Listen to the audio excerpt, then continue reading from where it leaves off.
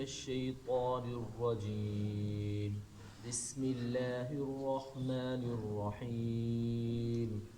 يا أيها الذين آمنوا اتقوا الله حق تقاته ولا تموتن إلا وأنتم مسلمون. صدق اللہ العظیم. یا ایھا الذین آمنوا کا درس جاری ہے.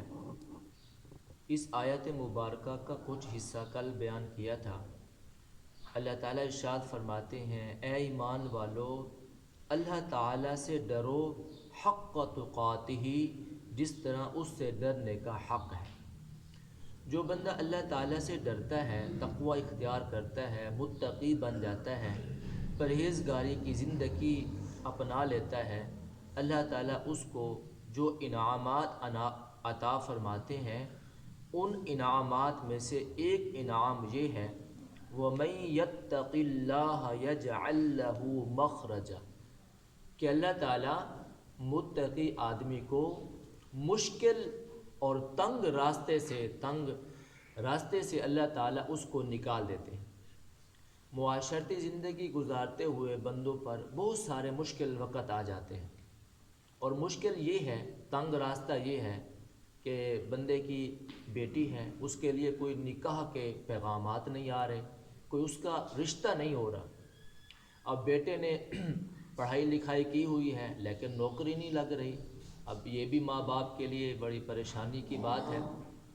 اسی طرح کاروبار کیا کاروبار نہیں چلتا یا کاروبار تو کیا ہے لوگوں نے پیسہ ہی لے لیا جس کی وجہ سے اب کاروبار ٹھپ ہو گیا ہے.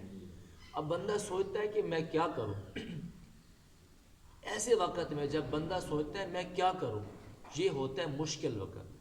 اللہ متقی بندے کو ایسی مشکل وقت سے نکال دیتے ہیں اس کے لیے کوئی راستہ بنا دیتے ہیں. بیٹی کے لیے رشتہ بھیج دیا کاروبار نہیں چل رہا تھا تو اللہ تعالیٰ نے کاروبار چلا دیا. بیٹے کی نوکری نہیں مل رہی تھی تو اللہ تعالیٰ نے کوئی سبب پیدا کر دیا. مشکل وقت میں اللہ تعالیٰ متقی کے لیے راستہ نکال دیتے ہیں. امام اعظم ابو حنیفہ رحمۃ اللہ علیہ بڑے امام تھے چاروں اماموں کے بھی امام تھے. آپ کا لقب امام اعظم بنا ہے. آپ کی جو زندگی تھی وہ تقوی سے بھری ہوئی تھی. ایک دوسرے امام کہتے ہیں ہم نے امام اعظم ابو حنیفہ سے بڑھ کر متقی شخص نہیں دیکھا. آپ کی ذات کے اندر 10 صفات تھی.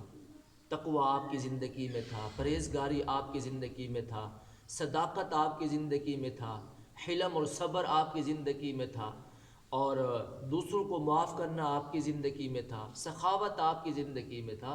فرمایا اللہ تعالیٰ نے آپ کو 10 صفات عطا کر رکھی تھی اور ان میں سے ایک صفت بھی اگر اللہ کسی بندے کو دے دے تو وہ سردار بن جاتا ہے. امام اعظم ابو حنیفہ رحمۃ اللہ علیہ کے اندر تو 10 صفات تھی. آپ کی جو بڑی صفت تھی وہ تقوی والی تھی. آپ بڑے متقی تھے. امام فرماتے ہیں ہم نے امام اعظم ابو حنیفہ رحمۃ اللہ علیہ کو اپنی آخرت اور زندگی بنانے سے بہتر کوئی شخص نہیں دیکھا. آپ کو آخرت کی بھی بڑی فکر تھی اور آپ کو زندگی کی بھی بڑی فکر تھی. آپ اپنی صحت کا بھی بڑا خیال رکھتے تھے اور آخرت کا بھی بڑا خیال رکھتے تھے. آپ جیسا متقی شخص کوئی نہیں دیکھا گیا اور آپ کے اندر صبر اور تحمل کی بھی بے مثال زندگی تھی. آپ بڑے صابر تھے اور بڑے صبر و تحمل والے تھے. معروف بن بکیر رحمۃ اللہ علیہ کہتے ہیں میں ایک مرتبہ امام صاحب کے پاس آیا اور پھر میں امام اعظم ابو حنیفہ میں جب بھی کسی شخص کے پاس جاتا ہوں اور آپ کی تعریف کرتا ہوں آپ کے لیے اچھے کلمات کہتا ہوں تو وہ لوگ آپ کی ذات پر بڑا اعتراض کرتے ہیں آپ کو بڑا برا بھلا کہتے ہیں. لیکن جب میں آپ کے پاس آتا ہوں تو آپ کسی کا بھی برا بھلا کسی کو بھی برا بھلا نہیں کہتے کسی کی بھی بدگمانی نہیں کرتے کسی کو بھی تانا نہیں دیتے کسی کو بھی گالی نہیں دیتے. تو امام اعظم ابو حنیفہ رحمۃ اللہ علیہ نے فرمایا میں نے آج تک کسی کو برائی کا بدلہ برائی سے نہیں دیا چاہے وہ میرا دشمن ہی کیوں نہ ہو. میں نے دشمن کو بھی ہمیشہ برائی کا بدلہ بھلائی سے دیا. یہ تھی ان کی زندگی. آپ ایک مرتبہ اپنے گھر جا رہے تھے ایک شخص پیچھے آیا اور آپ کو گالیاں دے رہا تھا. آپ کا صبر دیکھیں، آپ اس کی گالیاں سنتے رہے اور اپنے گھر کے دروازے تک پہنچ گئے. اب وہ شخص کہنے لگا امام اعظم آپ مجھے کتا سمجھتے ہیں کہ میں بھونکتا رہوں، آپ جواب ہی نہیں دیتے. جب آپ دروازے پر پہنچے تو آپ نے فرمایا بھئی میری حویلی آ گئی ہے، کیا مجھے اجازت ہے میں اپنے گھر میں داخل ہو جاؤں؟ کیا تمہاری گالیاں ختم ہو گئی ہیں؟ نہیں ختم ہوئی تو تم اور مجھے گالیاں دے سکتے ہو، اپنی بھڑاس نکال سکتے ہو. وہ شخص شرمندہ ہو کر واپس چلا گیا کہ میرا اس کے ساتھ سلوک یہ ہے اور امام اعظم ابو حنیفہ رحمۃ اللہ علیہ کا سلوک یہ ہے. آپ نے زندگی میں کبھی کسی کو تکلیف نہیں دی، کسی کو ایذا نہیں دی، آپ صبر اور تحمل والے شخص تھے. ایک شخص نے آپ پر بڑا ظلم و ستم کیا، یہاں تک کہ چہرے پر تھپڑ بھی رسید کر دیا. آپ نے اس شخص سے فرمایا میں چاہوں تو تجھے تھپڑ مار سکتا ہوں لیکن نہیں ماروں گا. میں چاہوں تو حاکم کے پاس جا کر تیرے خلاف مقدمہ درج کر کے تجھ سے انصاف لے سکتا ہوں، اور اگر چاہوں تو سحری کے وقت اٹھ کر اللہ رب العزت کی بارگاہ میں تیرے اس ظلم و ستم کے خلاف بد دعا کر سکتا ہوں، اللہ کی بارگاہ میں تجھ سے انصاف لے سکتا ہوں، اور اگر چاہوں تو قیامت کے دن اللہ کی بارگاہ میں تیرے خلاف مقدمہ کر کے تجھ سے تیرے ظلم و ستم کا حساب لے سکتا ہوں، لیکن میں یہ بھی نہیں کروں گا. تیرے لیے بد دعا بھی نہیں کرتا، تجھے تھپڑ بھی نہیں مارتا، اور تیرے خلاف بادشاہ کے پاس حاکم کے پاس مقدمہ بھی درج نہیں کرتا، اور قیامت کے دن اللہ کی بارگاہ میں بھی تیرے خلاف مقدمہ درج نہیں کروں گا.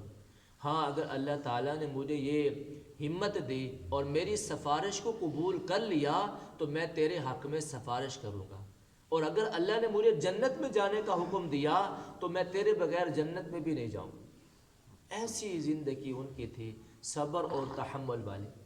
امام اعظم ابو حنیفہ رحمۃ اللہ علیہ پر ایک وقت آیا، بڑا مشکل وقت، اور تنگ راستہ بن گیا. کوئی راستہ نہیں بن رہا تھا کہ راستہ کیسے نکلے گا، کیسے صاف ہوگا، کیسے اللہ تعالیٰ آپ کو اس مشکل سے نکالیں گے. تو ایک واقعہ ہے جو ہمارے لیے اور آپ سب کے لیے ایک نمونے کی بات ہے. آپ کے حاسدین بڑے تھے. جہاں فضل و کمال ہوتا ہے وہاں حاسد بھی ہوتے ہیں.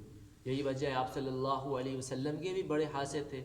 اللہ تعالیٰ نے آپ کو فضل و کمال کی زندگی عطا فرمائی تھی، اسی لیے تو اللہ تعالیٰ نے آپ صلی اللہ علیہ وسلم سے فرمایا وَمِن شَرِّ حَاسِدٍ اِذَا حاسد پڑھا کرو، کہ آپ کے بھی بڑے حاسد ہیں.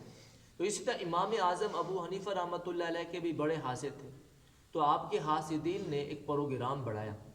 ایک عورت جس کے حالات اچھے نہیں تھے، اس کی اخلاقی حالت درست نہیں تھی، اس نے اس کو پیسے دیے اور کہا امام اعظم ابو حنیفہ رحمۃ اللہ علیہ جب تمہارے گھر کے سامنے سے نکلیں گے تو تم اس کو اپنے گھر بلا لینا.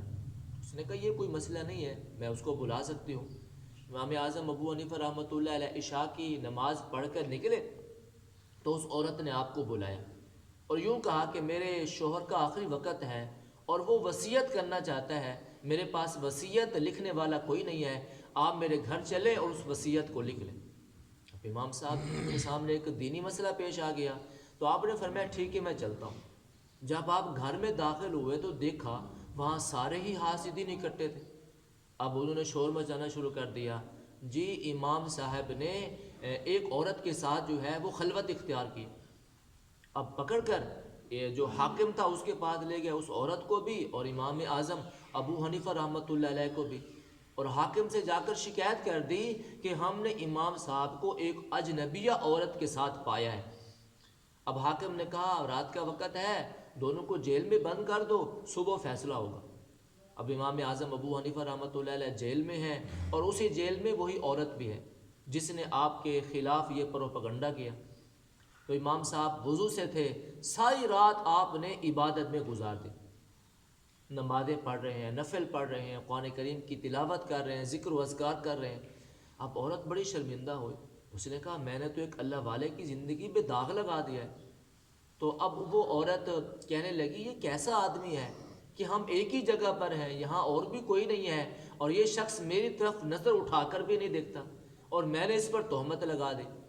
اب وہ امام صاحب کے پاس آئی اور کہنے لگی میں بڑی شرمسار ہوں، میں بڑی شرمندہ ہوں، آپ جیسے نیک آدمی پر بھی میں نے تہمت لگا دی، جبکہ لوگوں نے مجھے ایسا کرنے کو کہا اور مجھے روپیہ اور پیسہ بھی دیا۔ امام صاحب نے فرمایا اللہ تعالیٰ مجھے اس مشکل راستے سے بھی نکال لیں گے۔ آپ نے فرمایا میرے ذہن میں ایک ترکیب آتی ہے، اور وہ ترکیب یہ ہے کہ تم اس جیلر سے کہو کہ مجھے میرے گھر جانے دے، اور مجھے وہاں پر ایک ضروری کام ہے، وہ کام میں نمٹا کے واپس آ جاؤں گی، اور تم بھی میرے ساتھ چلو۔ تو جیلر نے کہا ٹھیک ہے، کوئی بات نہیں، اگر آپ کو گھر میں کوئی کام ہے تو میں ساتھ چلتا ہوں۔ امام صاحب نے فرمایا تم نے اپنے گھر نہیں جانا، میرے گھر جانا ہے، اور جا کر میری بیوی کو سارے حالات بتانے ہیں، اور اپنا برقع میری بیوی کو دے دینا ہے، اور میری بیوی کو اس جیلر کے ساتھ بھیج دینا، وہ بھی اس جیل میں آ جائے۔ اب وہ عورت امام صاحب کے گھر میں گئی اور اپنا برقع امام صاحب کی بیوی کو دیا اور سارے حالات بھی بتا دیے۔ تو امام اعظم ابو حنیفہ رحمۃ اللہ علیہ کی گھر والی وہ برقع پہن کر امام صاحب کے ساتھ جیل میں بیٹھ گئی۔ صبح کو حاکم نے دربار لگائی، عدالت لگائی، فرمایا بلاؤ امام اعظم ابو حنیفہ رحمۃ اللہ علیہ کو اور اس اجنبیہ عورت کو بھی جس کے ساتھ وہ شام اس کے گھر میں تھے۔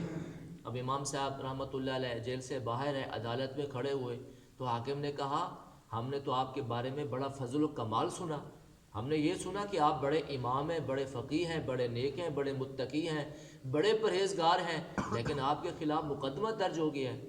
امام صاحب نے فرمایا، اس حاکم نے پوچھا یہ بتاؤ یہ تمہارے ساتھ کون عورت ہے؟ امام صاحب نے فرمایا یہ میری بیوی ہے۔ اس نے کہا آپ کی بیوی ہے، اس کے آپ کے نکاح کے کوئی گواہ موجود ہے؟ یہ آپ کی بیوی ہے۔ آپ نے فرمایا میرے سسر کو بلا لو، وہ آ کر دیکھ لے گا اور آپ کو بتا دے گا کہ اس کی بیٹی ہے اور امام اعظم ابو حنیفہ رحمۃ اللہ علیہ کی بیوی ہے، اور میں نے خود اس کا نکاح پڑھایا تھا اور میں خود اس کے نکاح کا گواہ ہوں۔ کہا سسر کو بلاؤ۔ امام اعظم ابو حنیفہ رحمۃ اللہ علیہ کے سسر آ گئے، اور امام اعظم ابو حنیفہ کے سسر نے فرمایا واقعتاً یہ میری بیٹی ہے، میں نے ان کو حق میں دیا ہے، میں نے ان کا نکاح پڑھایا ہے، میں اس کے نکاح کا گواہ ہوں، اور اس کے نکاح کے گواہ بھی موجود ہیں۔ اب دیکھیں کیسی مشکل آ پڑی، لیکن اس تقوی کی بدولت اللہ تعالیٰ نے آپ کو اس مشکل راستے سے نکال لی، مشکل گھڑی سے آپ کے لیے آسانی کا معاملہ پیدا کر دیا۔ تو اللہ تعالیٰ بھی یہ ارشاد فرماتے ہیں وَمَن يَتَّقِ اللَّهَ يَجْعَلْ لَهُ مَخْرَجًا، جو تقوی اختیار کرے گا، جو متقی بنے گا، اگر اس پر مشکل وقت آ جائے گا تو میں اس کے لیے آسان راستہ بنا دوں گا، مشکل وقت سے اس کو میں وہاں سے نکال دوں گا۔ جیسے کہ اللہ تعالیٰ نے امام اعظم ابو حنیفہ رحمۃ اللہ علیہ کو مشکل وقت سے نکال دیا۔ تو آج اگر ہم مشکل راستوں سے نکلنا چاہتے ہیں، مشکل وقت سے نکلنا چاہتے ہیں، تو تقوی کی زندگی اختیار کر لیں۔ تقوی اختیار کرنا ہمارا کام ہے، مشکل کو آسان بنانا میرے اللہ کا کام ہے۔ اللہ نے خود فرمایا وَمَن يَتَّقِ اللَّهَ يَجْعَلْ لَهُ مَخْرَجًا، تنگ راستے سے میں تمہیں نکالوں گا، مشکل وقت سے میں تمہیں نکالوں گا، تمہارے لیے آسانیوں کو پیدا کروں گا، تمہاری عزت کو بھی بچاؤں گا، تمہارے لیے آسان راستے بناؤں گا۔ یہ اس وقت ہوگا جب تم تقوی کی زندگی گزارو گے، مشکل وقت میں میں تمہارا ساتھ دوں گا۔ دعا ہے اللہ تعالیٰ سے اللہ تعالیٰ ہمیں بھی اس آیت مبارکہ پر عمل کرنے کی اور تقوی اختیار کرنے کی توفیق عطا فرمائے۔ اللہم انت السلام و منک السلام تبارک یا